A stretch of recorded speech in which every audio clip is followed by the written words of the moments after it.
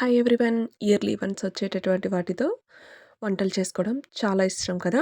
అలాగే ఇప్పుడు మనం ఊసిరికాయలతోటి పప్పు ఎలా చేసుకోవాలో చూసిద్దాం, వచ్చేసేయండి.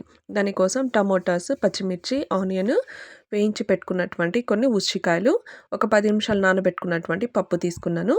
పప్పు నానితే చాలా తొందరగా అయిపోతుందన్నమాట. ఇక్కడ చూడొచ్చు, కుక్కర్ తీసేసుకొని అందులోకి నానబెట్టుకున్నటువంటి పప్పు, కట్ చేసి పెట్టుకున్నటువంటి ఆనియన్, పచ్చిమిర్చి, టమోటా, కొద్దిగా పసుపు, కొద్దిగా ఉప్పు, కొద్దిగా చింతపండు, క్వాంటిటీకి తగ్గట్టు అన్నీ వేసుకోవాలి. ఇందాక వేయించి పెట్టుకున్నటువంటి ఊసిరికాయలు అన్నీ వేసేసి కుక్కర్ ఒక 3 విజిల్స్ వచ్చే వరకు పెట్టేసుకోవాలండి.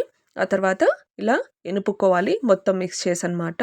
తర్వాత స్టవ్ ఆన్ చేసుకొని పెనం పెట్టేసుకొని కొద్దిగా ఆయిల్, కొద్దిగా ఆవాలు, వీలైతే కొద్దిగా జీలకర్ర వేసుకోండి, అరుగుదలకు చాలా మంచిది.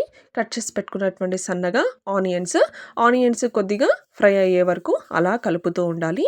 ఆ తర్వాత కొద్దిగా కరివేపాకు, కొద్దిగా కొత్తిమీర వేసేసుకొని ఎనుపుకున్నటువంటి పప్పును కూడా వేసేసుకొని ఒక్కసారి ఫైనల్గా చెక్ చేసుకోవాలి ఉప్పు సరిపోయిందా లేదా అని.